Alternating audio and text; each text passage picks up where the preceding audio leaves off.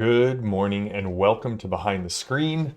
I am JM, and this is a show where we sit around, we talk about games, things that we love, things that we are excited about. When it comes to gaming, adventure design, game reviews, setting design, that's actually what we're going to be looking at a little bit today and next week as well. Hey, Restar, Grom, Phantom. Phantom, it's good to see you, buddy. Good to see all of you this morning. So, we're going to talk about adapting the rules to your campaign. Anybody who's GM'd any length of time hits points where you want to tweak the rules, where the rules as written don't satisfy the needs that you have for your game or your narrative or your world. In Arbiter of Worlds, Alexander says a rules light system is just a system that hasn't been play tested enough. And what I like about that, it sort of implies that, hey, each campaign, by the time, if we both start 5th edition games, Torg Eternity games, Deadlands games, and we both play for any length of time, our games should be mechanically different from each other. The rules as written are merely the baseline guide that everyone agrees upon at the start of the campaign. Whether it's house rules because you ruled something once and liked the way it changed the game. Whether it's setting rules because you want to tweak the world to really dig down and highlight the themes and the tropes that you want in your game. Whether it's your player coming to you and asking you for, hey, I really would like to do X in this game. How do I do that? We all do it as GMs and DMs.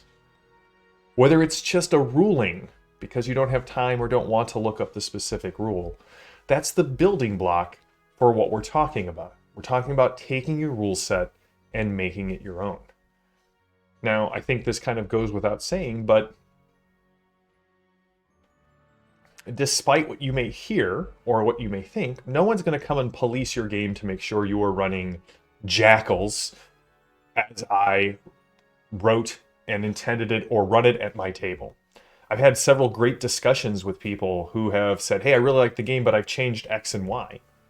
Sometimes I look at it and go, I tried that before and it didn't really work. Or I'm like, hey, it's a great idea. Let's see how it plays out. But even as old as the roots of our hobby, you were encouraged to do this. And somehow along the way, we have decided, we as a hobby, that rules as written is the way to go. Which is interesting to me. I think it may have come about in the 3rd edition era. There were some games for which this worked out, much better. You play Hero System, and that game is a box of rules that you assemble however you like. 3rd edition attempt to codify so much of the game, provide a rule for everything, and everything having its rule that's continued on in Pathfinder and Pathfinder 2. Again, games that I love, games that I know that Rook loves. And sometimes we forget that in the moment, it's our decision as the GM, it's our player's decision at the table that really matters. If the rules provide the basis for the game, the actual game is everything that accretes on top of it the longer we play. Now, some games, let me rephrase this, all games have these dials for you as the GM. Even 5th edition, which I will be honest, I've never seen anyone use these in a game. But there are a ton of rules in the DM toolkit chapter of your DMG. Do you want honor as an attribute? Sanity? Longer rest times? More gritty damage? Firearms? These are all options that exist. And I wonder how many people are actually using them. How many people take the game and tinker with the rules. It's got alternate rules for how proficiencies work, how hit points would work. Pathfinder 2 has this. They have in their game mastery guide just amazing amounts of dials. Do you not want magic items in your game? There's a rule for that and how to change the math of the classes in order to not bog down the combat without magic items. We sometimes refer to this as game designers as Rule Zero. And while there's a lot of talk about Rule Zero, I think that some of us just don't want to engage with that. And I'll be honest, it's probably easier for me than it is for a lot of DMs because I design games. And that really all game design is looking at something you love and going, well, if I were to do it, I would change this. And then I would change that. And then I would change this. By the end of it, you have something completely new. Or at least new enough that you can hope that somebody will take interest in it. So for example, Jackals, I originally wrote the campaign setting for an old school D&D setting or system. And that's what I planned on running Jackals in. I planned on running it in a version of BX D&D that had all the domain management rules that I wanted. And we played for a couple of months and it wasn't satisfying. And then a friend suggested OpenQuest. And I was like, all right, well, let me read OpenQuest. And I was reading OpenQuest. It was like, excellent, we're going to switch over from BX D&D to OpenQuest. Except I really would want this mechanic as well. Well, let me just build it. Well, I want this mechanic as well. I would want magic to work this way. You know, I really like this thing from 13th Age.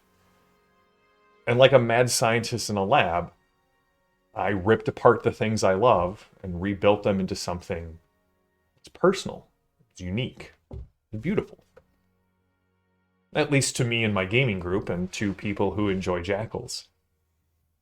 So what am I saying about this?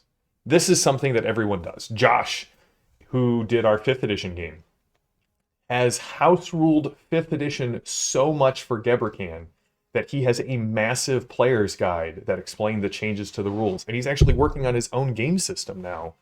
Because again, the more you dig into a rule set, the more you want things to work differently. I run Torg Eternity completely differently than Restar runs Torg Eternity. We both have the same basis.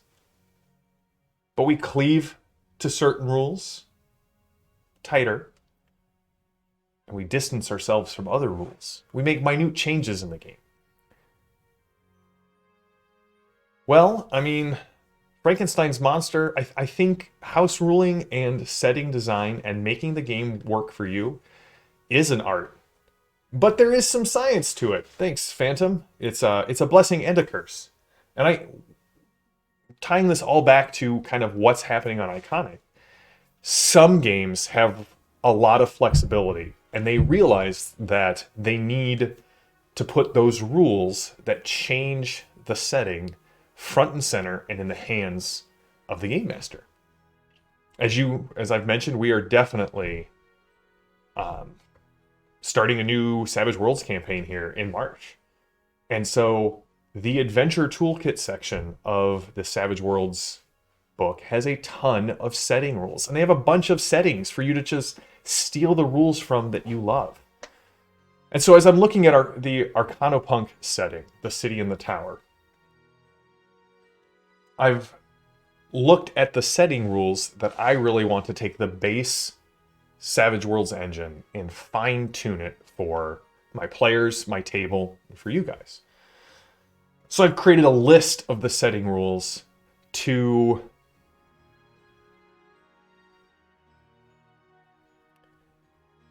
which will kind of draw in the things I want about the game. And I'm still working on them. Tuesday night when we talk about the setting, it's probably one of the things I'm going to be doing is designing setting rules for this new setting for Savage Worlds, because it helps define and refine what the campaign is going to be about. So before I get into my setting rules for Savage Worlds, let's kind of restart. I know, man, for you, the story supersedes the rules all the time, and I love that about you. I love that you are constantly pushing the narrative. Grom says stealing rules is one of my favorite things to do to get the feel of the campaign together, including from basic D&D. Oh yeah, I think one of the clarifying moments of this for me is I was running a Numenera campaign, and we were about to start the second year of the campaign. The group had got to about tier 3 or 4, and everyone was talking about how samey mechanically everything felt. That they were high enough that while, yeah, they had one or two abilities that really sort of set them apart, in general, the mechanics felt very new and fresh and individual at tier 1. By tier 3 or 4, all of that individualism had kind of spread out into a broad malaise mechanically. And so I was like, well, I need to find a way to challenge my players beyond just, kind of reinvigorate them in the campaign. And so I started stealing mechanics from other games and just throwing them into the mix to see what stuck. One of the most memorable encounters of that used a lot of 2nd edition D&D encounters and rules that really sort of brought newness and the feel back into the setting and the campaign. Yes, Rook, the rules are guidelines. They are the agreed upon construct that we say, hey, at the start, this is what we're all agreeing to. We're agreeing to, this is how hit points work. This is how attack rolls work. This is how travel and spells and technology work. But in the heat of the moment, most GMs, and I'm not saying it's bad if you don't do this. If you are like, hey, these are the rules as written and this is the way we're playing, more power to you. I have never met a GM who has not made a ruling for the situation to allow something that felt right in the moment. Going back to my RuneQuest game that I talked a lot about, there are no rules for changing cults and gods and runes in the middle of a session. Yet there I was in the middle of the Siege of Pimper's Block, and I had a player who had gone through a lot of trauma and story, bleeding himself out to call the attention of a goddess who had no reason to be interested in him, yet he had developed a link through the story. He had no ties, had no leverage, had nothing but a player who was very passionate about what his character was doing. So yeah, I made the ruling that this new goddess claimed him as her own, because that is what the situation demanded.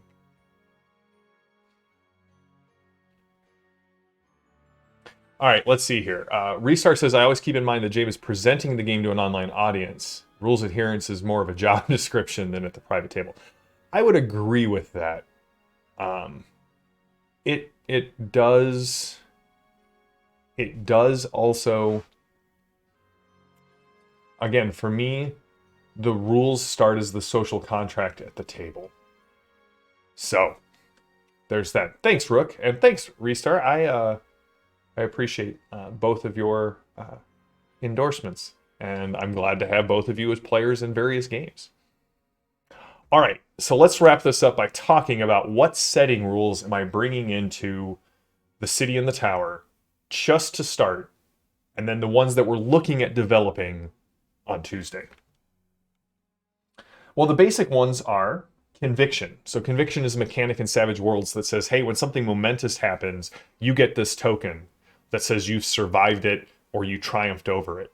When you cash in this token, you get a bonus for the next round that can be extended.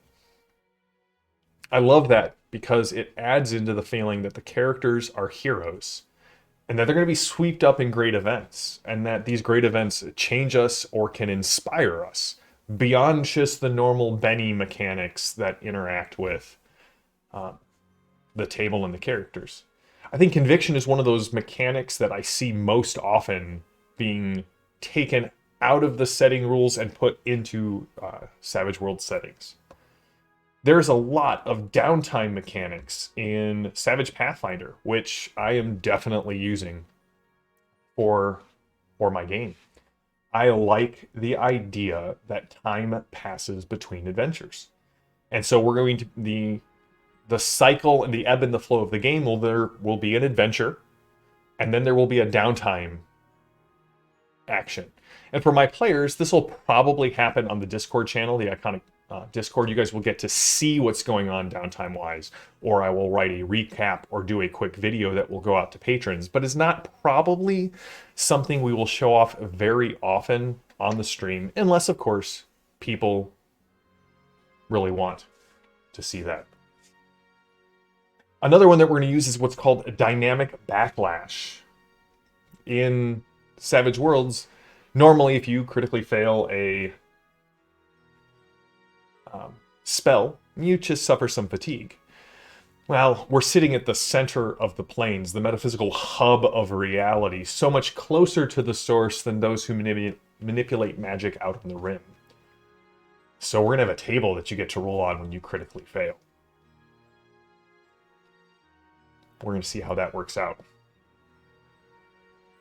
I am very tempted to use the gritty damage rule, but I don't have a lot of experience with the gritty damage rule. Gritty damage says anytime you take a wound from an attack, no matter how many wounds you take, you roll on the injury table to see kind of what else goes wrong. I like the idea that this exists, but I worry, and so I've got, hey John, good to see you. This will be because you'll be a good person to ask this. I worry that the injury table is going to slow the game down quite a bit, where every time a player takes, I attack a player, I inflict my damage, they choose whether they want to soak, they resolve, and then we have either a resolution or yet another roll on an injury table. So I'm going to pull the Discord. I'm going to talk about it on chat here, see who really likes the gritty damage rule, and if we like it, we'll go with it. John says, dynamic backlash is great. Oh yeah, that's awesome. Very cool. Other ones that I'm thinking of porting over and using, there's the high adventure rule, which says you can spend a Benny to get a combat edge on a single action. So maybe you really need something, or you really want to do something that is governed by an edge. You can spend a Benny and get that immediately, the effect of that edge. It would kind of be like for Restar, for those of you who love our Tord games, spending a possibility to get access to a perk for one round. How cool would that be? Again, because the city is so rife with possibility, this feels like something that would be a lot of fun. Of course, this also means that it's a little bit more work for my players on the front end. Got to give them a list of the combat edges so that they know what options they have. On the flip side, I feel like it gives fighters a lot more flexibility. Some of the flexibility I've come to love about arcane skill users in Savage Worlds. The other one I'm tempted to use, and this one is one that I kind of love. But again, I don't know that I've run Savage Worlds enough to foresee all of the ripple effects of this. And that's the rule of hard choices, where I don't start with any bennies in my pool, which I think I like. I've run a number of games where this works where this rule works similarly. I've built several games where this rule works similarly. So essentially, the GM gets no bennies, aside from those that John gives me in the chat. But essentially, every time a player spends a benny, that goes into my pool. So the more bennies the players spend, the more bennies the GMs spend. I would have to be on top of giving out bennies to the chat and to the players to keep that economy flowing. But essentially, every time you spend a benny, you kind of know karmically this is going to come back on me. And I kind of like that idea. Let's see, John said he likes gritty damage. See, that's my thought too, that it will slow the game down. And one of the things about Savage is it's fast and it's furious and it's fun.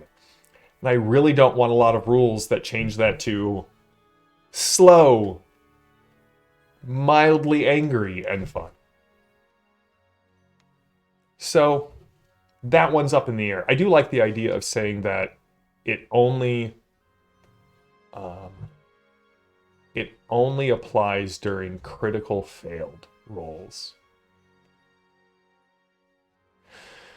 Well, John, I think, yeah, that's the thing that really stood out to me, that the hard choices rule is that I have to be on top of making sure that I'm passing out bennies for cool things and rewarding the players in the moment for things that they do to make sure that the economy is flowing the way it's supposed to. And I think I do that well. I think that's something that I got in the habit of in Torg. And so handing the bennies out both for rewarding players for playing their character in the world in-game and for the enjoyable things that we just share around the table.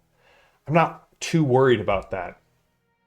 The other two setting rules that I'm looking at, I'm going to have to develop on my own. And hopefully we'll be able to develop them together before the campaign starts. I'm working on a rule called Subsumption, which is this idea that the city can take a view of you. And if it does that, it's going to start pouring a little bit of power into you at the cost of you losing a bit of yourself. The idea is that the more a player gives in and uses the power that the city grants them, the closer they are to being subsumed by the city and eventually being removed from the game. So that's one rule that we're going to talk about on Tuesday night when we hang out and talk about this new setting. The other one I'm working on is Ben loves the way the hucksters work. He loves this gambling component, this sort of divinatory use of the cards to gain access to new power at the risk of dealing with something. And yes, Restar, I love tarot cards. I love the symbolism. I love the fact that they were originally far more steeped, not so much in the occult, but in like mystical Christianity. I love in the Malazan Books of the Fallen, the deck of dragons that represent the actual metaphysics of the pantheons and constantly adjust based off what is going on there. They have the tiles for the holds, the deck of dragons for the warrens, and the runts for these new things that have happened after the Books of the Fallen. So I want to incorporate that somehow, to take the Harrowed mechanic and make it unique to the city. So that's another setting rule that I'm going to be developing, again, on stream with chat. Hopefully we'll get to hang out next Tuesday night instead of our Deadlands game. Because again, something about St. Valentine's has removed most of my players. Most, but not all, of my players from the queue. And so I think we're going to hang out. We're going to talk Savage Worlds in this new setting.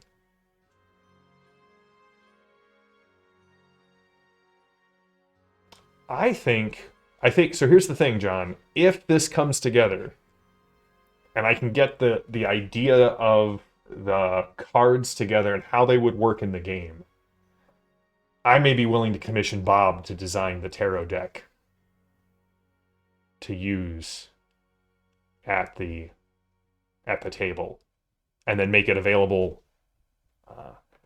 for people. Yes, Tinker, divination and gambling. I feel like they should go hand in hand, and I think if I can make the mechanic worthwhile, we're gonna get an iconic tarot deck designed by Bob Crumb. Yeah. So that is a long discussion of this setting rules for our new campaign and why customizing the rules for your game is so important. Think about it. Think about even just take Critical Role, which I realize is a broad oeuvre at this point. Matt's rules for Resurrection are a brilliant example of this.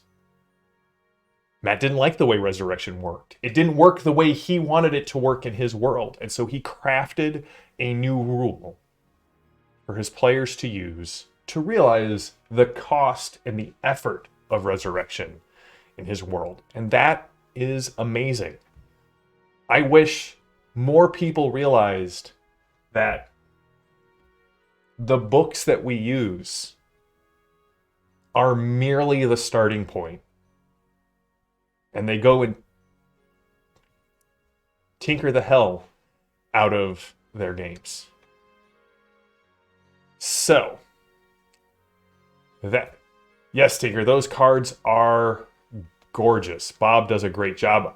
I hope he does more decks in the future, and if he does, we will talk about them here. Because if there's, like I said before, I talk about things I love, and I love Bob's art. So if he's got a new Kickstarter coming out, know that I will try and have him on the show, and hopefully he'll show us some sweet pieces that he is working on. John says, Strange Owl's gluten-free crumb tarot cards. Sounds delicious. So, we'll be back on Tuesday with more Behind the Screen. We're going to be talking about how magic is going to work in the City and the Tower, kind of refine the different types that are available. Hopefully I'll have a better idea of how that's actually going to work with the cards. I'm already pondering it in my head. So, until next time, stay safe, stay healthy, stay gaming. This is Behind the Screen. I am JM, and this is the Iconic Production channel. Thank you all for tuning in. If you like what we do, please consider following us here on Iconic or on Twitch or on YouTube. If you follow us on YouTube, know that we have a contest going on. Not a contest, really. A giveaway. When we hit 1,000 subscribers, I'm going to be giving away a Fading Suns Kickstarter set of books. I have them sitting off all box right there. We will send it out to one of our subscribers at random. I'm going to get a random generator, pick someone out of the list, and contact them and give away a full set of the original Fading Suns Kickstarters for the new edition, Fading Suns 4th edition. So, if you want to support us more, please consider going over to patreon.com/Iconic Production. Join us as a patron, jump in on the Discord, and jump in on the discussions. Chat with the cast, the crew, and with everyone else that we've built in this awesome community. So until next time, stay safe, stay healthy, stay gaming. I am JM, and I will see you all on Tuesday. Have a good one.